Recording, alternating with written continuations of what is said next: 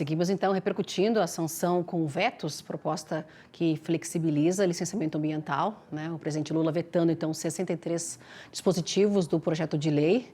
O governo vai enviar então ao Congresso Nacional, né, um outro projeto de lei e essa medida provisória com ajustes na proposta. Não é? E eu vou conversar, dando continuidade aqui, para saber a análise, não é? Vou conversar com Samantha Pineda, advogada especialista em direito ambiental. Samantha, muito bem-vinda. Obrigada, Simone. Boa tarde. Boa tarde. Vamos lá. Acabamos de colocar a sonora aí do vice-presidente da FPA, deputado Arnaldo Jardim, que disse que vai esperar então, né? A FPA vai esperar o projeto do governo ser apresentado, enviado, né? Mas citando aí os dois pontos que foram parcialmente mantidos, né? Um sobre a LAC e que pode dar celeridade, segundo ele, e a LAI, né? Samantha, como é que você analisa os vetos, né? A mudança, então, no texto aprovado pelo Congresso? Em uma palavra, eu diria que ruim, viu, Simone?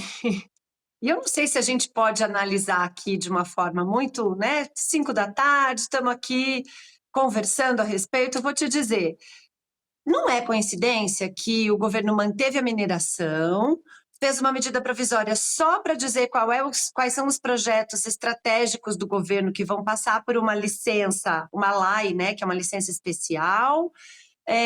A única coisa que o governo não conseguiu foi que essa licença fosse em etapa única, mas obviamente que está assim, mirado na exploração de petróleo na Foz do Amazonas. O governo está fazendo porque quer. E outra coisa, ficou mantida a possibilidade de eleição pelo governo dos projetos prioritários daquilo que é especial, estratégico para o governo para ter licenciamento simplificado para entrar na LAC. Então, a gente percebe que foi deturpado o que a gente tinha conseguido de segurança jurídica e o governo atendeu aos interesses dele. Por quê? Vou citar aqui 4 para a gente, eu sei que televisão é rápido, mas vamos lá.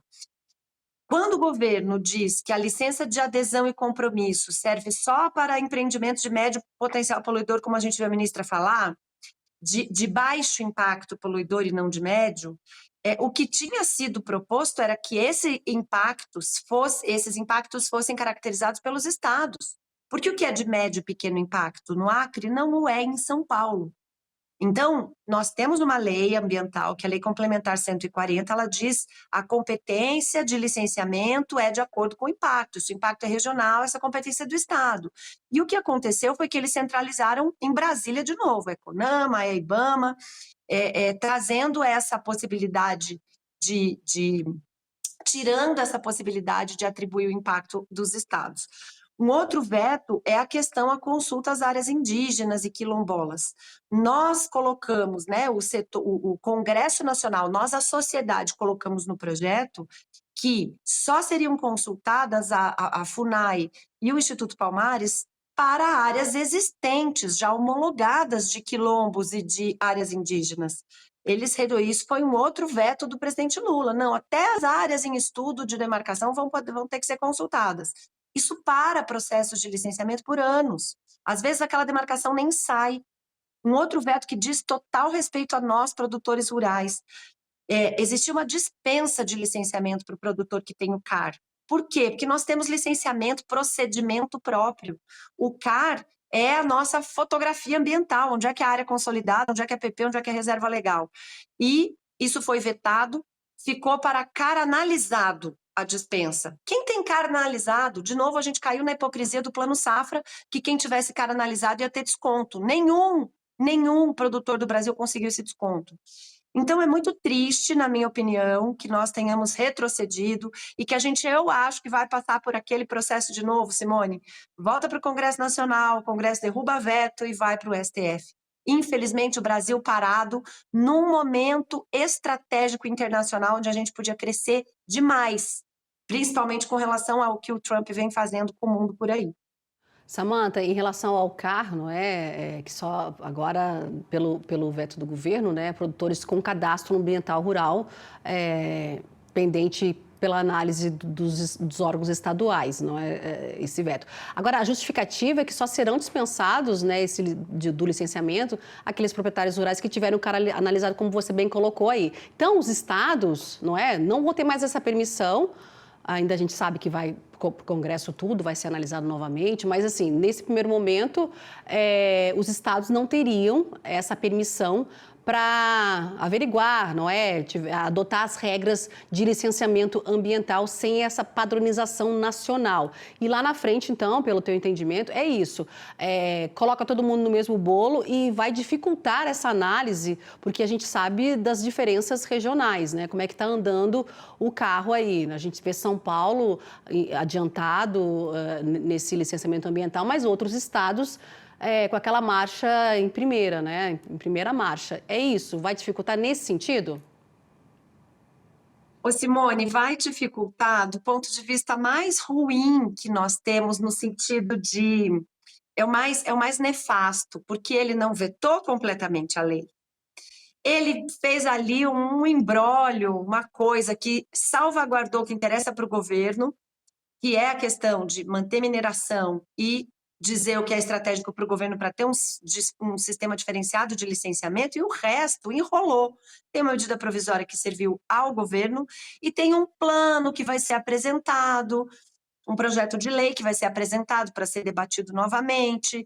Tem essa questão do CAR analisado, ninguém tem CAR analisado, até porque nós não sabemos. O CAR, cadê o CAR nacional que está dando suporte aos estados para poder fazer suas análises, enfim, e ter esses cadastros validados? Não está acontecendo. Então, é mais ou menos o que fizeram com o Código Florestal. Tiraram o Serviço Florestal que analisava o CAR de dentro do Ministério da Agricultura e do Meio Ambiente, jogaram lá num outro ministério que não tem nada a ver com isso, e agora o licenciamento é assim. Os estados devem respeitar padrões nacionais, tanto de definição de impacto ambiental, potencial poluidor, como padronização de processos. Quando que isso vai sair? Regulamentação da lei? Quando? Então, infelizmente, caímos de novo naquele limbo que a gente é jogado pelo executivo quando ele não quer bater de frente para dizer vetei tudo, mas não quer colocar para rodar, porque não vai rodar enquanto não tiver essa definição por parte do Congresso Nacional, e aí a gente sabe que vem judicialização, o STF de novo vai confrontar o Congresso. A gente está vendo aí todo o rolo que a gente está passando em Brasília por questão de não respeito à divisão dos poderes, e mais uma vez acho que a gente vai ver isso no licenciamento ambiental, infelizmente.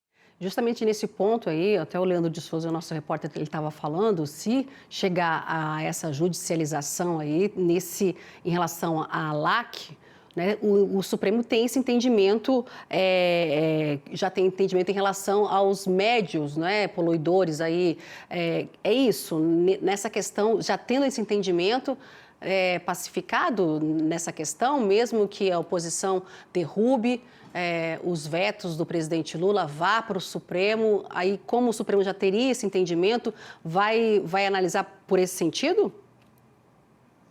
Olha, não acredito. Juridicamente não é tão simples assim, porque existe o entendimento atual, com a lei atual dos estados, que empreendimentos de médio impacto ambiental, cujo impacto foi definido pelo CONAMA, eles não podem passar por uma licença de adesão e compromisso. Esse entendimento existe. Quando nós temos uma nova legislação, a gente estabelece uma nova ordem jurídica.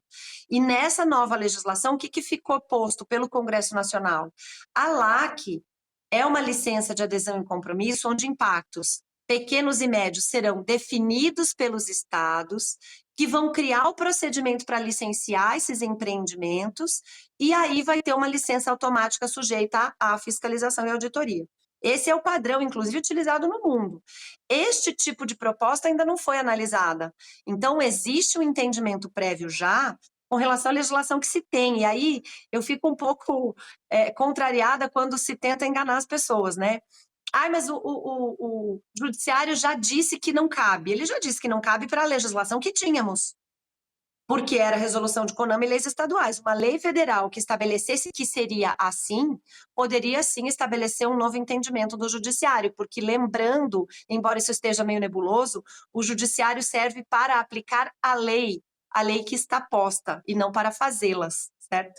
Em relação à lei ambiental especial, né, a LAI, ela teve um pequeno ajuste aí, digamos assim, nesse veto, né, essa medida provisória vai ter mais tempo para se discutir, segundo o governo, nesses 180 dias. Mas, enfim, o veto do presidente Lula é nessa parte que unificava, né, o texto unificava partes do licenciamento ambiental em um único processo, né? O repórter Leandro de Souza fala nessa parte monofásica, mas no sentido literal, é colocar assim, não vai ter uma fase não, vai ter que passar por todas as etapas. Você colocando ali que a MP servir ao governo, essa resposta do governo nessa questão aí, como é que você avalia? Acho que foi feito para não ficar tão na cara.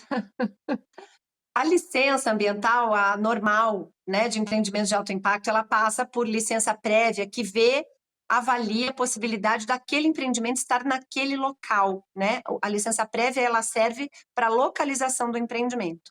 Depois vem a licença de instalação e depois a de operação.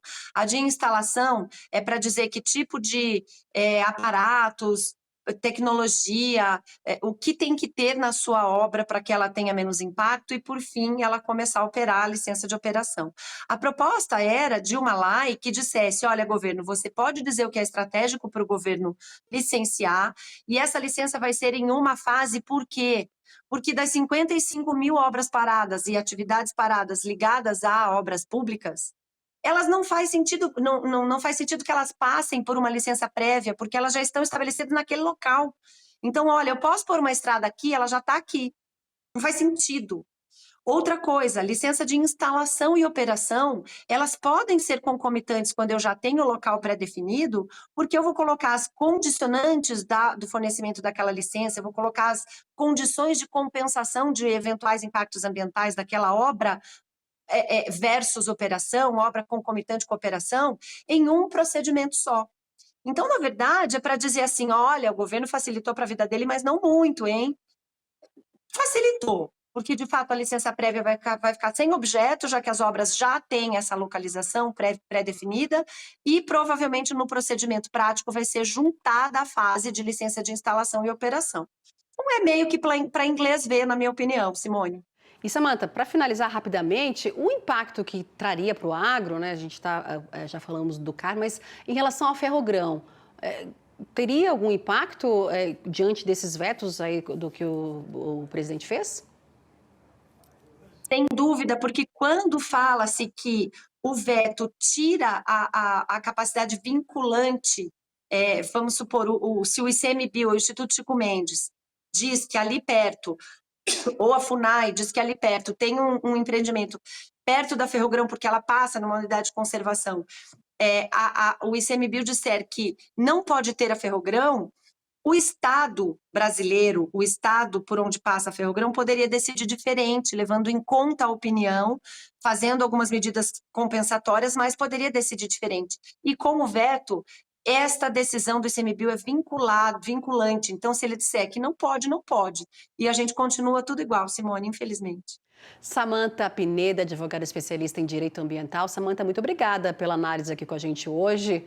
Não é? A gente vai dando continuidade, que a gente vai ouvir mais pessoas, né?